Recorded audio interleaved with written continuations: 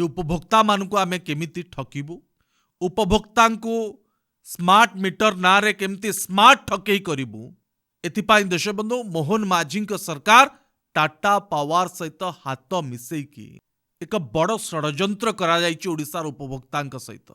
एबेठु जदि प्रत्येक उपभोक्ता जाग्रत न हेबे ताल देशबंधु टाटा पावर आपण को लुटिब। आ जो टाटा पावर जो आपण को लुटिब से लुट्र टंका ए Bharatiya Janata party party fund को जीव। किछि नेता माले माल हेबे टंके दि टंका नुहे देशबंधु हजार हजार कोटी टंकार खेल।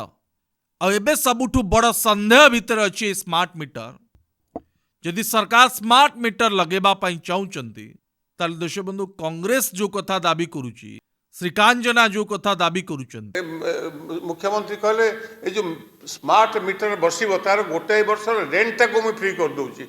आमे कहलु कांग्रेस पार्टी कहूची आमे भी गोटाए वर्ष फ्री कर देबे ता माने कोन जे ए स्मार्ट मीटर को लगांतु आ पुराना मीटर मध्य लगांतु ताले जना पड़िबो ए मीटर ठीक अछि ना से मीटर ठीक अछि।